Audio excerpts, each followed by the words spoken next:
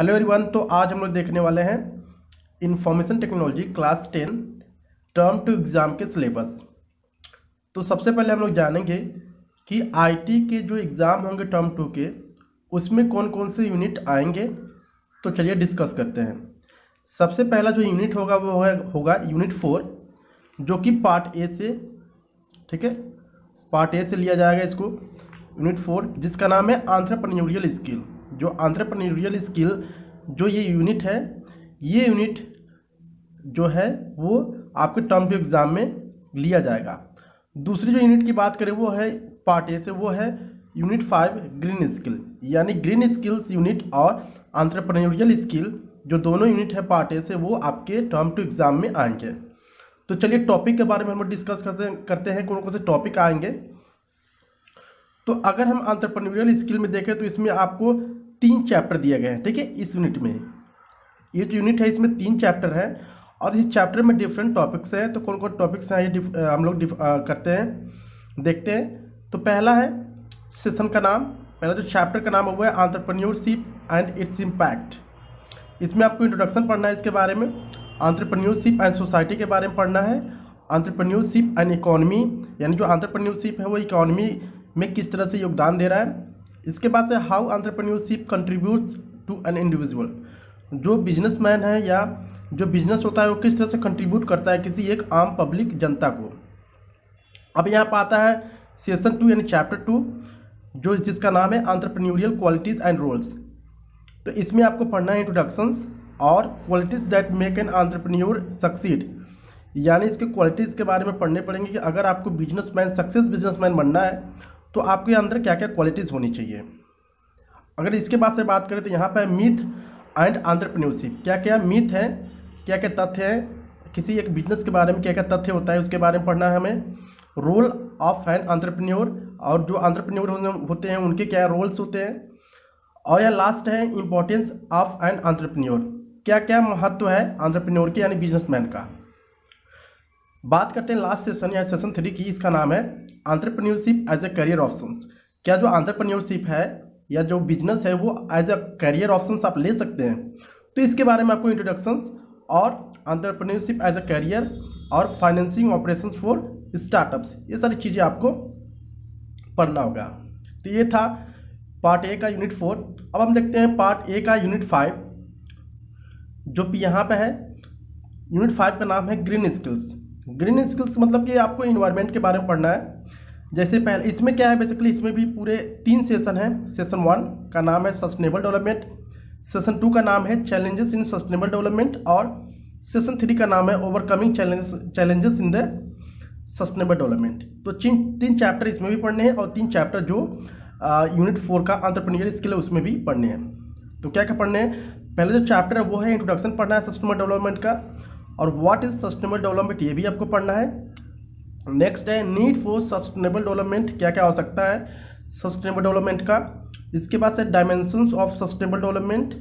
Next है sustainable development goals, SDG क्या होता है, measures taken for implementing SDG in India, किस तरह से हम लोग सस्टेनेबल डेवलपमेंट को इम्प्लीमेंट कर सकते हैं, ठीक है। इसके बाद से सेशन 2 में आ जाता है यहाँ पर challenges and in sustainable development, क्या क्या चैलेंजेस हैं सस्टेनेबल डेवलपमेंट में।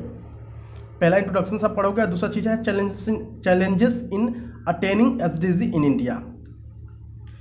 अब बात करते हैं सेशन 3 का, वो है overcoming challenges in sustainable development. इसमें भी 3 टॉपिक हैं, इंट्रोडक्शन पढ़ना है, measure for overcoming challenges in sustainable development, sorry इसमें 2 ही टॉपिक पढ़ना है, ठीक है। तो ये थी पार्ट ए की यूनिट 4 जो कि एंटरप्रेन्योरियल स्किल, और यूनिट 5 ग्रीन स्किल्स। ये दोनों जो यूनिट है वो उसको आपको पढ़ना है। अगर आप इस दोनों यूनिट को कंप्लीट करते हैं आपको पूरे 5 नंबर के क्वेश्चन इस दोनों यूनिट को मिलाकर आपको पूछे जाएंगे टर्म टू एग्जाम में। तो आइए बात करते हैं पार्ट बी के, कि पार्ट बी में आपको कौन कौन से यूनिट आएंगे और कौन कौन से टॉपिक आएंगे। अगर हम लोग पार्ट बी से बात करें तो ये इसमें आएगा यूनिट 3, ठीक है, और यूनिट 3 का नाम है डेटाबेस मैनेजमेंट सिस्टम, ठीक है। यानी इसमें पार्ट टर्म 1 में भी 2 नंबर से पूछा गया था, लेकिन लगभग इससे भी आपको कम से कम 8 या 10 नंबर से आपको पूछे जाएंगे क्वेश्चन, ठीक है।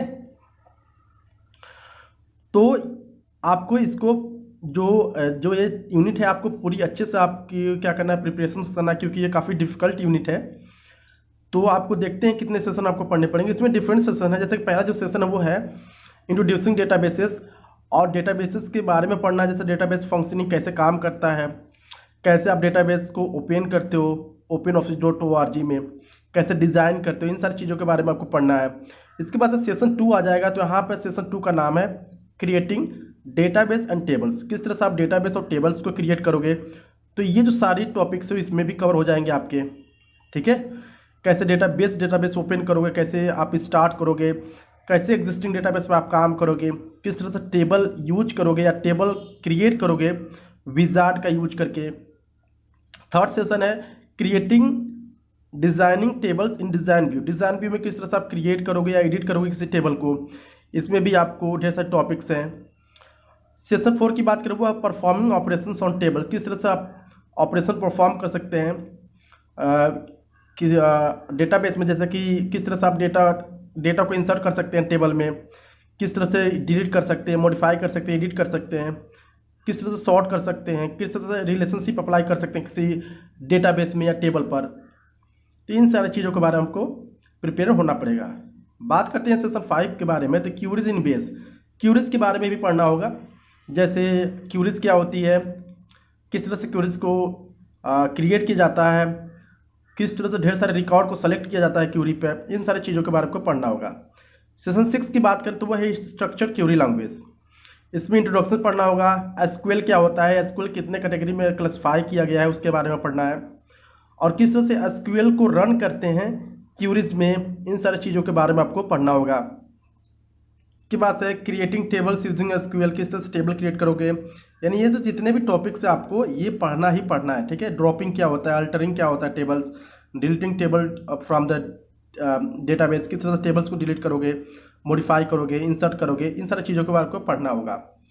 देन बात करते हैं सेशन 7 के बारे में, वो है फॉर्म विजार्ड। इसमें क्या करते हो, आप फॉर्म को जनरेट करते हो जो भी आपने डेटाबेस या टेबल क्रिएट किया है, ठीक है।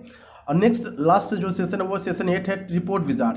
यानी जब आपने टेबल को क्रिएट कर लिया, फॉर्म भी जनरेट कर लिया, इसके बाद से क्या होगा, आप रिपोर्ट किस तरह से तैयार करते हो इसके बारे में भी आपको पढ़ना होगा।